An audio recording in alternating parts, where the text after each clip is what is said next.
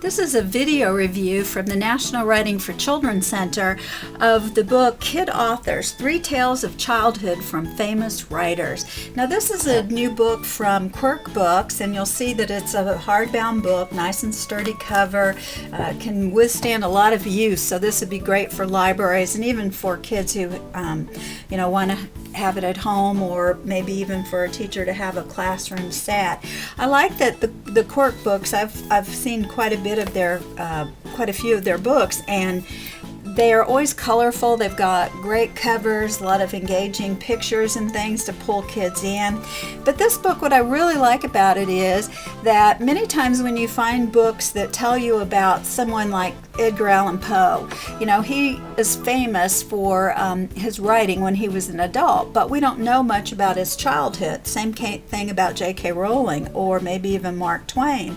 And this book, though, changes all that. This tells us about the authors when they were kids, and then it sort of relates their childhoods to how they became writers, or how they came up with story ideas, things like that. So again, just the overall visual impact of the book. I like colorful end papers, which this book has. I like it that the book has lots of illustrations and lots of different colors of paper and things in here, because I think that when you're looking for a book, particularly when it's nonfiction, to engage a young reader, and maybe they're a reluctant reader, or maybe they're just starting to choose books on their own. You want things that make it easy for the child to choose the book. So I like it that this has a table of contents, and it shows us there's 3 parts to the book. First one, It's Not Easy Being a Kid, All in the Family and the Right Stuff. And then it has an introduction. And the introduction just starts out by saying, everybody loves a good story. And we all know that a well-told story has a beginning, a middle, and an end. This is a book about how the stories of 16 famous authors began. And so then it starts by telling us about these authors. So part 1, It's Not Easy Being a Kid. Bullies, mean teachers, even baboon spiders. These kid authors faced and defeated all kinds of problems. So that's sort of the theme for the author's stories who appear in this section. And you'll note that the colorful pictures that divide the text up. Also, the paragraphs are not too long, so they're not too intimidating for maybe a child who's not the best of readers. And also the illustrations a lot of time have writing there too, so they're little things for kids to read sort of as side notes in these little illustrations. So I really like that. Then when it goes to another author's story, we have a different color of paper, so it's easily separated, and then more pictures dividing the text, pull the reader in. And the stories are just kind of fun too. I mean, they picked out some really interesting little tales from these authors' backgrounds, so I'm sure this took quite a bit of research to find out all this stuff. So there's part 1. And then when we go to part 2, it's separated by a different color paper, and it says all in the family, siblings, parents, grandparents, and all kinds of relatives. These kid authors had a family member in their corner. So that's the theme for the stories in this section. And you'll note that each section or story about each specific author is several pages long. So it's a pretty involved little story that they're telling here. They're not just giving you a few little tidbits about that person.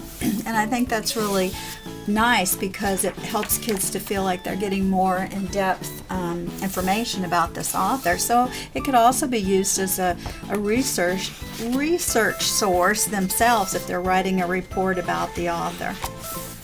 A lot of ways to use this book. And another thing too, I think parents would enjoy these stories, because I sure did.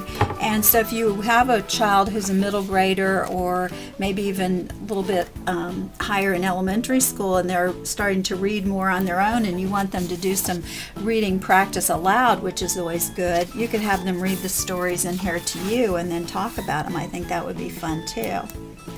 And then finally, let's see, the last section about the authors is part 3, The Right Stuff. And it says, comics, library books, and candy shops. Before they were famous, these kid authors found stories everywhere. And this is really a nice section to conclude the book with, or this doesn't really conclude the book, but mostly it does. And I'll tell you why it doesn't in just a minute. But I like that because kids who now, when they read these stories and how these famous authors got the ideas for their stories, then kids may see how, yeah, I can turn some of the things in my own life into story ideas too. So when they read this, they're just going to see how these authors got ideas for their stories and find out what happened in their real lives. And I think that's kind of interesting too. And again, we've got all these illustrations that break up each page. So there's actually illustrations on every page except the author's starting page, where it just has a little kind of subtitle or thing there. But really cute little stories, interesting stories. Like I said, you'll find out things as an adult if you're watching this video about these authors that you probably didn't know. Then finally it has a section where it says, try as we might, we couldn't fit every kid author into one book. Turn the page for some fun facts about other famous authors you may have heard about. And then it's just a section of just short little things about different authors.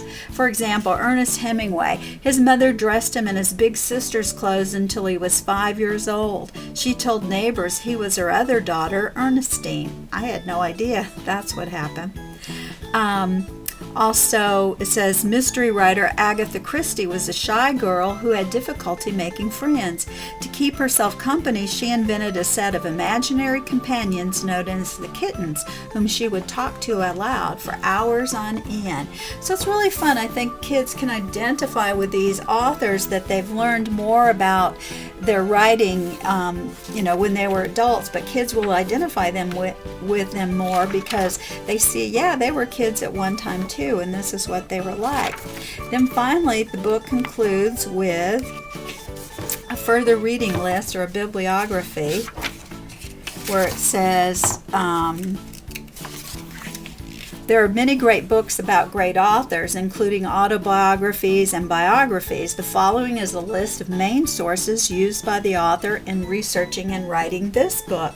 So, for example, if a child were more interested in learning about J.K. Rowling and they read the section on that author here, then they could go to these books and maybe find out some additional information about that author.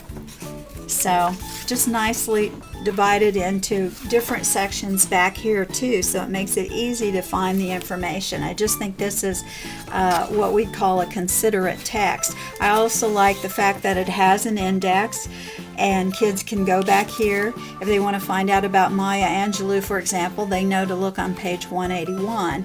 If they're just interested in something about candy, they know page 125 to 132 will give information about that. So a nice little book from Quirk Books, and I think it would be great for a library, for a classroom library, and for kids to just have at home, and they could share this information with their friends and family, and I think that would be really fun. So we highly recommend Kid Authors, True Tales of Childhood from Famous Writers.